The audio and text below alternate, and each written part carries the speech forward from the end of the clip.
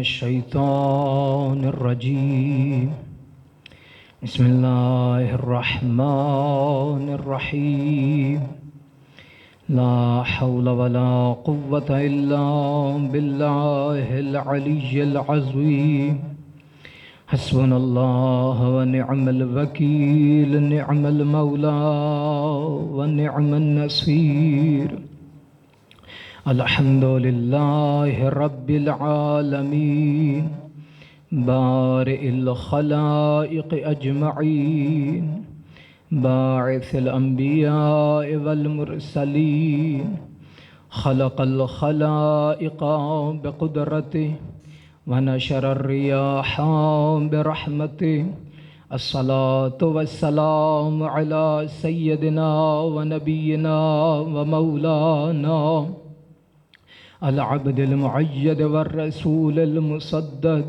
المصطفى الأمجد المحمود الأحمد حبيب إله العالمين أبي القاسم محمد وأهل بيته الطيبين الطاهرين المعصومين الذين ذهب الله عنهم الرجس وطهرهم تطهيرا ولعنة الله على أعدائهم أجمعين أما بعد فقد قال سبحانه وتعالى في كتابه المجيد بسم الله الرحمن الرحيم وقضى ربك ألا تعبدوا إلا إياه وبالوالدين إحسانا صلوات بر محمد وآل محمد.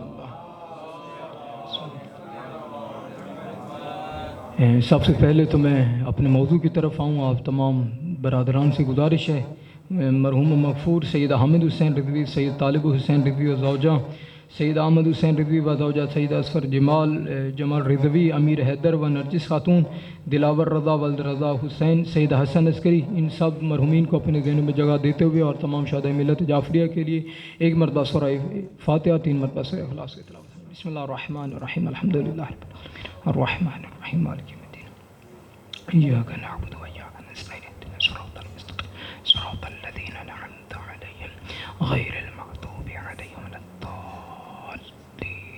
بسم اللہ الرحمن الرحیم قل هو الله احد الله الصمد لم يلد ولم يولد ولم يكن له كفوا احد. بسم الله الرحمن الرحیم قل هو الله احد الله الصمد لم يلد ولم يولد ولم يكن له كفوا احد. بسم الله الرحمن الرحیم قل هو الله احد الله الصمد لم يلد ولم يولد ولم يكن له كفوا احد. اللهم صل على محمد وعلى محمد. دعا کرتے ہیں خداوند متعال جو کلام پاک کی تلاوت کی گئی ہے، مرحوم جتنے بھی مرحومین ہیں احمد بھائی کے خاندان کے جتنے بھی مرحومین ہیں سب کی سال ثواب میں میرا اللہ تجھے محمد و اہل بیت محمد کی عزت کے واسطے سب کی مغفرت فرما، ہمارے بھی تمام مرحومین کی مغفرت فرما. صلوات پڑھیے محمد و آل محمد. اللہم صلی علی.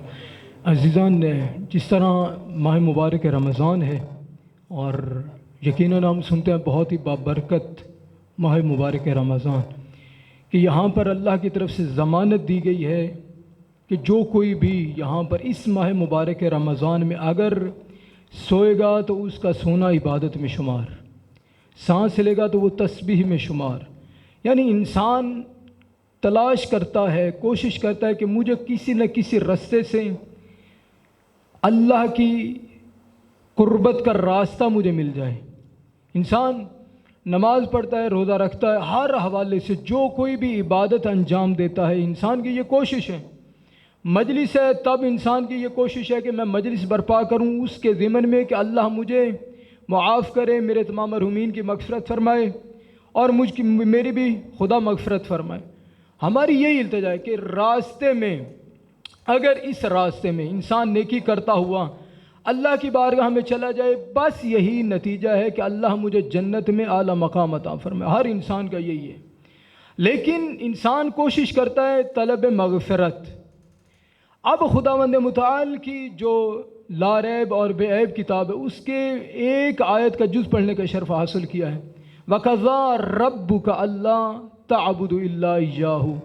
اللہ فرما رہا ہے وَقَضَىٰ رَبُّكَ، آپ کے پروردگار کی طرف سے یہ فیصلہ ہو چکا ہے.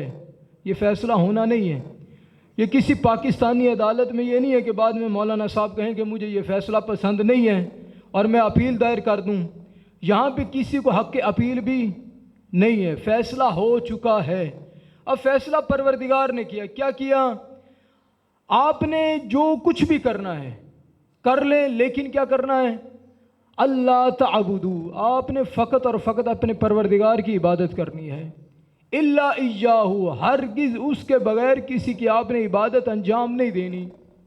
اب یہاں پر اللہ فرما رہے جو کچھ بھی آپ نے عبادت کرنی ہے میری کرنی ہے. اب میں آپ کو یہ اجازت دیتا ہوں، جو عبادت کرو گے میں قبول کروں گا، لیکن ایک شرط ہے.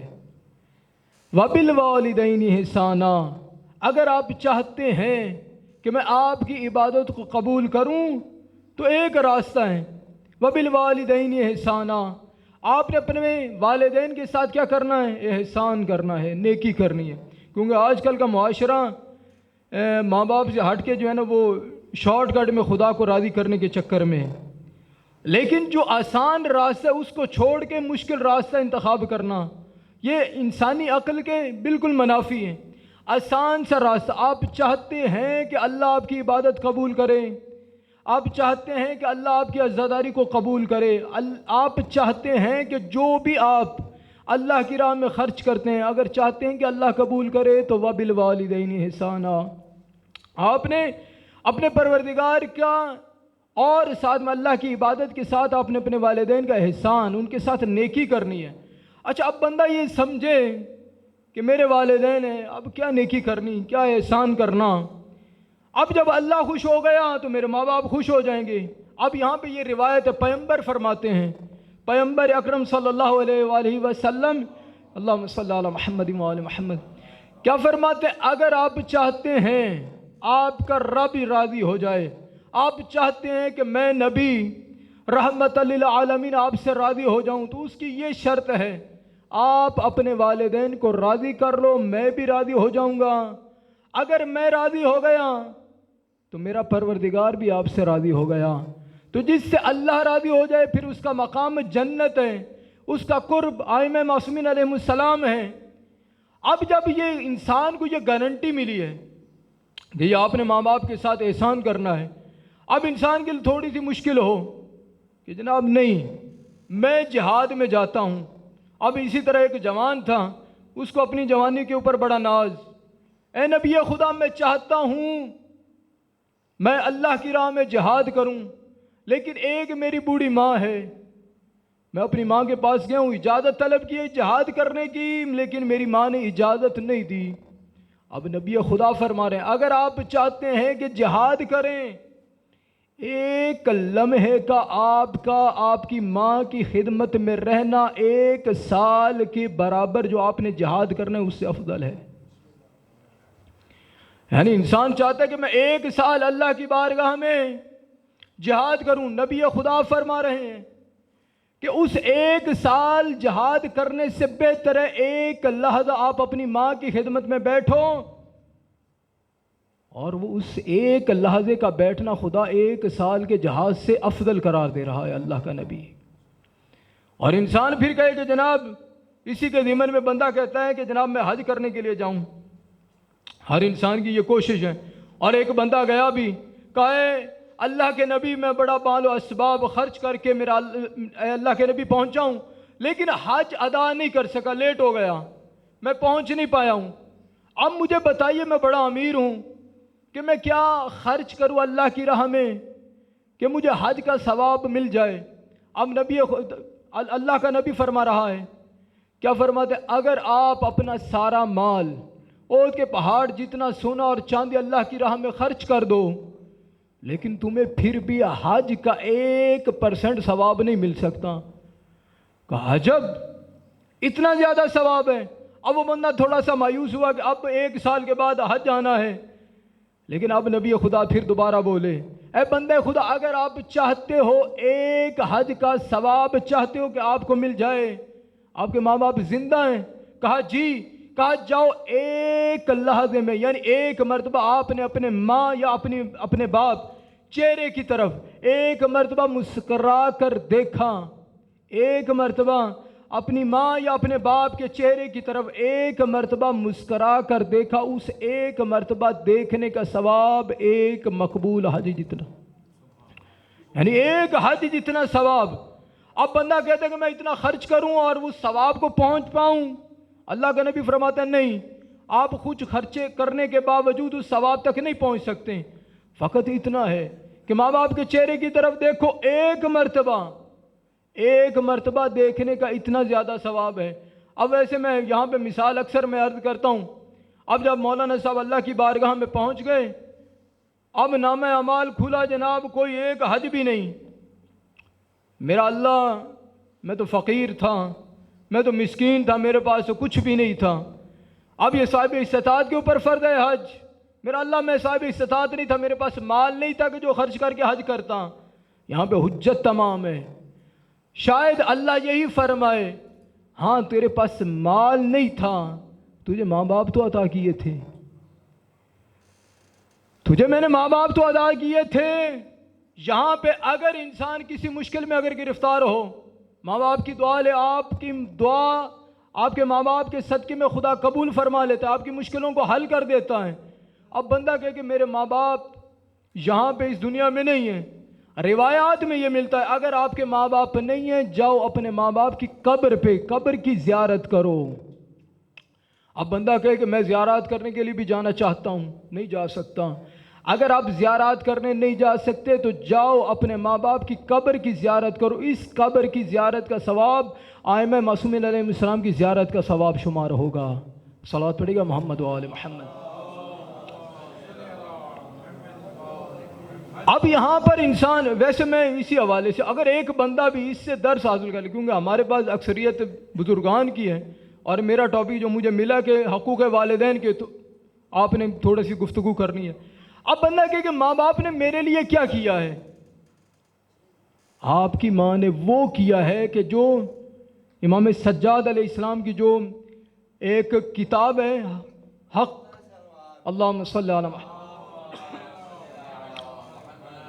حقوق کے حوالے سے امام سجاد علیہ السلام کی کتاب ہے، وہاں پہ یہ امام سجاد فرماتے اگر آپ سمجھے کہ آپ کے ماں باپ نے کیا کیا ہے، فقط یہ سمجھ لو کہ آپ کی ماں نے آپ کو وہاں پر رکھا ہے، وہاں پہ آپ کی پرورش کی ہے کہ دنیا میں کوئی ایسی طاقت اور ہے ہی نہیں کہ جو آپ کی پرورش کر سکے۔ پھر آپ کو وہاں سے غذا دی ہے اللہ نے آپ کی ماں کے توسط سے کہ دنیا میں کوئی اور ایسی طاقت نہیں کہ آپ کو اس سن میں آپ کی کوئی غذا مل سکے۔ اب بندہ اگر کہے کہ میرا باپ، آپ کی اصل در اصل آپ کا باپ ہے۔ اب بندہ کہے کہ جناب میں تو بڑا اب مجتہد مثال کے طور پہ بن گیا، اب تو جناب مجتہد بن گیا، بڑا کمال ہے۔ اب تھوڑا سا اگر غرور آ گیا، پھر یہاں پہ روایت ہے کہ آپ اپنے باپ کی اصل کی طرف دیکھو، آپ مجتہد بن گئے ہیں، اللہ کا شکر ادا کرو، آپ کے مجتہد بننے میں سب سے بہترین کردار آپ کے باپ کا ہے۔ آپ کے باپ نے آپ کو یہ مقام، آپ کی اس طرح تربیت کی کہ آپ اس رستے کے اوپر چلے۔ اب اگر ویسے مثال کے طور پہ انسان کہتا ہے کہ اگر میں ماں باپ کی خدمت کی تو مجھے کیا ملے گا، بندہ کہتا ہے کہ یہ جنت تو ملنی ہے مجھے مرنے کے بعد، اس دنیا میں کیا ملے گا؟ اگر انسان اپنے ماں باپ کیا احترام کرے تو اللہ وہ ہے کہ جو اس دنیا میں بھی آپ کو عرش سے اٹھا کر فرش پہ نہیں، آپ کو اتنا نواز دے کہ آپ کی پشتیں سنور جائیں۔ جس طرح ہم ویسے سورہ بقرہ کی ہم تلاوت کرتے ہیں، سورہ بقرہ کا مطلب کیا ہے؟ گائے۔ اب یہ اتنی بڑی سورہ، یہ اس کا نام سورہ بقرہ کیوں رکھا گیا ہے؟ ایک باپ تھا بنی اسرائیل میں، اس نے اپنے بیٹے کی بڑی اچھی تربیت کی۔ اب وہ بیٹا تھا کاروبار، بزنس مین تھا، کاروبار کرتا تھا۔ اب اس کا ایک معاملہ طے ہوا کہ آپ آئیں، میں آپ کو چیز اپنے گھر سے اٹھا کے دوں گا، آپ نے اس کی قیمت مجھے ادا کر دینی ہے، بڑا اس کے میں پروفٹ ہو رہا ہے۔ اب جب وہ دونوں آئے گھر میں تو گھر میں دیکھا کیا کہ وہ چیز وہاں پر پڑی ہے جہاں پہ اس کا باپ سو رہا ہے، باپ سو رہا ہے۔ اب اس نے کہا کہ اللہ کے بندے میرا باپ سو رہا ہے، میں نہیں چاہتا کہ اپنے باپ کی نیند کو خراب کروں، میں نہیں چاہتا۔ آپ اس طرح تھوڑا سا انتظار کرو، انتظار کرتا کرتا وہ بندہ کہتا ہے کہ میں اور انتظار نہیں کر سکتا، آپ کو اتنا پروفٹ ہو رہا ہے، اپنے باپ کو اٹھا دوں؟ کہا نہیں، جتنا مرضی پروفٹ ہو رہا ہے، جتنا مرضی فائدہ ہو رہا ہے، میں اس فائدے کے لیے اپنے باپ کی نیند خراب نہیں کروں گا۔ وہ بندہ چلا گیا، معاملہ رفع ہو گیا۔ اب جب باپ اٹھا، باپ کو پتہ چلا کہ میری نیند کی وجہ سے میرے بیٹے نے آج جو فائدہ ہونا تھا وہ فائدہ قربان کر دیا۔ اب اس باپ کے پاس کچھ اور نہیں تھا، ایک گائے کا بچہ۔ کہے میرا اللہ، میں اس گائے کے بچے کو اپنے بیٹے کو دیتا ہوں تحفتاً، میرا اللہ اس میں برکت عطا فرما۔ فقط یہ جملہ باپ نے کیا کہا؟ میرا اللہ اس میں برکت عطا فرما۔ اب جب یہ برکت کا سننا تھا، اب یہیں پہ اسی گائے کو مد نظر رکھیں کہ ایک باپ کہہ رہا ہے کہ میرا اللہ اس گائے میں برکت عطا فرما۔ قوم بنی اسرائیل میں دو کزن آپس میں کسی معاملے کی وجہ سے لڑے، ایک چچا داد نے دوسرے کو قتل کر دیا اس کے گھر میں۔ جب قتل کیا، اس کی لاش کو اپنے دشمن کے قبیلے میں چھوڑ کے آ گیا رات کو۔ جب چھوڑ کے آیا، اب کیا، صبح جس نے قتل کیا ہے وہی جناب شور شرابہ کہ فلاں قبیلے والوں نے میرے چچا داد کو قتل کر دیا، آؤ بدلہ لیتے ہیں۔ اب کچھ بزرگان اکٹھے ہوئے، کہا کہ ایک لاش کے عوض آپ جنگ نہ کریں، ابھی جاتے ہم اللہ کے نبی کے پاس، حضرت موسیٰ علیہ السلام کے پاس، ابھی ہمیں وہ پتہ چل جائے گا، اس مشکل کا حل ہمیں معلوم ہو جائے گا۔ کہا اچھا چلتے ہیں۔ جب گئے، کہا اللہ کا نبی ایک بندہ قتل ہو گیا، اس کے قاتل کا پتہ نہیں چل رہا، فقط اس وجہ سے جنگ چھڑنے والی ہے، اور اس جنگ کی وجہ سے پتہ نہیں کتنے بندے قتل ہو جائیں گے۔ کہا اچھا اب اللہ کے ہاں، اے میرا اللہ اس قاتل کا پتہ کیسے چلے؟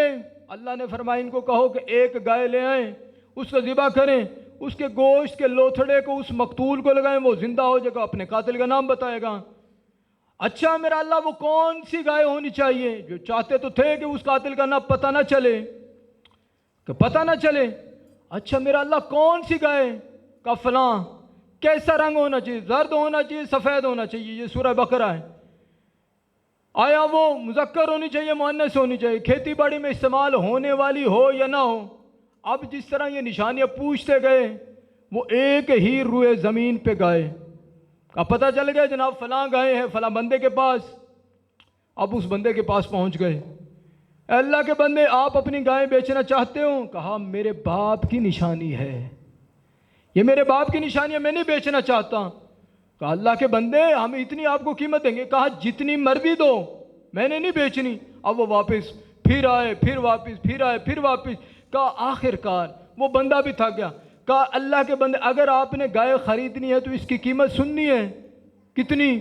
اس کی گائے جب آپ اس کو ذبح کرو، اس کی کھال ہیروں اور جواہرات سے بھر کے دینی ہے۔ اس کی کھال کو آپ نے کیا کرنا ہے؟ ہیرے اور جواہرات سے بھر کے دینا ہے۔ عزیزان وہ دعا جو باپ نے دی تھی کہ میرا اللہ اس گائے میں اس کی برکت عطا فرما میرے بیٹے کے لیے، اور ایسی برکت عطا کی کہ جس کی اگر مثال کے طور پہ آج کے دور میں ہمیں کوئی گائے کی قیمت اگر بتائے کوئی 5 لاکھ 10 لاکھ اگر کوئی بتائے تو وہ کہے گا کہ جناب آپ پاگل ہو گئے ہیں۔ اگر وہی آج کے دور میں اگر ہمیں کہے کہ جناب اس کی کھال آپ نے ہیروں اور جواہرات سے بھر کے دینی ہے، تو یقین سے بتائیں اگر باپ کی دعا ہو تو خدا ایسے امکانات کو ظاہر کر دیتا ہے۔ صلوات پڑھیے گا محمد و آل محمد۔ تو عزیزان یہ ماں باپ ہیں، جب انسان جب صاحب اولاد ہوتا ہے، ہر کوئی صاحب اولاد ہوا ہے، جب صاحب اولاد ہوتا ہے تو ماں کیا کرتی ہے؟ گیلی جگہ پہ خود سو جائے گی، کہا میرے بچے کو کہیں سردی نہ لگ جائے، اگر گرمی ہے تو کہیں میرے بیٹے کو گرمی نہ لگ جائے اس جگہ پہ۔ آپ بھی کئی اکثر آپ باپ ہیں، میں بھی باپ، لیکن ایک ایسا وقت آتا ہے کہ ہم کبھی کبھی تھوڑی سی مشکل کا گرفتار ہو جاتے ہیں۔ مثال کے طور پہ بیٹا اگر بیمار ہوا، لے گئے ڈاکٹر کے پاس، ڈاکٹر صاحب میرے بیٹے کو یہ مشکل کا انجیکشن لگے گا، پکڑ کے رکھو، کہا پکڑ کے رکھو۔ اچھا اب یقین سے بتائیں ایک مرتبہ ہم دیکھیں گے ضرور، انجیکشن لگنا ہے ہم دیکھیں گے ضرور، جب لگے گا اپنے بیٹے کو اپنی اولاد کو کس لیے لگ رہا ہے انجیکشن؟ اس لیے کہ میرا بیٹا صحت یاب ہو جائے۔ وہی انجیکشن لگنا ایک مرتبہ جب دیکھتے ہیں تو ایک مرتبہ آنکھیں بند ہو جاتی ہیں۔ کیوں آنکھیں بند ہو جاتی ہیں؟ کیونکہ تکلیف ہو رہی ہے۔ وہ ماں باپ جو ایک سوئی کا لگنا اپنے بچے کو لگنا برداشت نہیں کر سکتا. یہیں پہ اگر ایک اور روایت ہے، جب حضرت ابراہیم علیہ السلام نے دیکھا نا، میں نے خواب میں دیکھا کہ حضرت اسماعیل کے گلے پہ چھری رکھی ہے، وہی چھری کا نشان حضرت ہاجرہ نے دیکھ لیا تھا. کہا بیٹا یہ چھری کا نشان کہاں سے آیا؟ کہا بابا نے خواب دیکھا تھا کہ مجھے اللہ کی راہ میں ذبح کر رہے ہیں. اچھا اگر وہ چھری چل جاتی تو بیٹا تو ذبح ہو جاتا. اسی غم میں حضرت ہاجرہ اس دنیا سے چلی گئی. ایک وہ ماں، ایک اور بھی ماں ہے، ایک اور بھی ماں. وہ ماں کیا ہے؟ ہر ماں کی یہ حسرت ہوتی ہے میں اپنے بچوں کو جوان کروں، اپنے بچوں کی خوشیاں دیکھوں. لیکن ایک ایسی ماں ہے، 18 سال کا سن ہے، چھوٹے چھوٹے بچے سامنے ہیں، لیکن ایک چیز مانگ رہی ہے، اللہم اجل وفاتی سریعا، اور میرا اللہ مجھے موت دے دے. چھوٹے چھوٹے بچوں کے سامنے موت. آپ نے کیونکہ یہ چند دن گزرے ہیں نا، ایک باپ کی شہادت کا ذکر آپ نے سنا ہے. میں یہ چاہتا ہوں کیونکہ آج ایک باپ کی برسی ہے، لیکن میں یہ چاہتا ہوں کہ ایک ماں کا غم سنایا جائے. وہ ماں جو اپنے چھوٹے چھوٹے بچوں کے سامنے اللہ سے موت مانگ رہی ہے. حضرت آدم سے لے کر قیامت تک کوئی اور ایسی ماں نہیں ہے جس نے موت مانگی ہو اپنے بچوں کے سامنے. اب یہی پوچھا جائے نا، بی بی ہوا کیا ہے؟ بی بی کا شاید حتماً بلکہ حتماً یہی جواب آئے گا، ہاں پوچھنا چاہتے ہو کہ میں نے موت کی کیوں تمنا کی ہے؟ پوچھنے والے یہ سن، میں تماچے کھاتی رہی اپنے بچوں کے سامنے، میں تماچے کھاتی رہی اپنے بابا کی امت کے ساتھوں سے، اور میرے بچے دیکھتے رہے. میرے بچے یہ کہتے تھے نہ مارو نہ مارو میری ماں کو. ہاں عزیزوں چند وقت رہ گیا، عزیزوں آپ کی زحمتوں کو تمام کر رہا ہوں.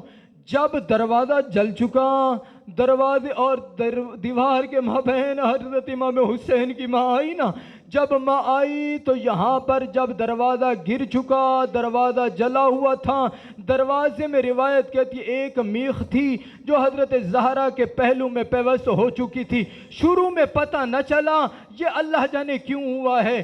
وہی نہ جب غسل دیتے ہوئے حضرت علی علیہ السلام اپنے بچوں سے کہتے تھے میرا بیٹا او میری بیٹیوں آپ آہستہ گریا کرو، کہیں مدینے والوں کو پتہ نہ چل جائے کہ حسین کی ماں اس دنیا سے چلی گئی. وہی علی جو اپنے بچوں کو کہہ رہا تھا آہستہ گریا کرو، امام علی ایک مرتبہ غسل دیتے ہوئے چیخو پکار کرنے لگے، ارے دیوار پہ ٹکرے مارنے لگے. کسی نے پوچھا اے علی مولا آپ اپنے بچوں کو کہہ رہے ہیں آہستہ گریا کرو، اب کیا بنا؟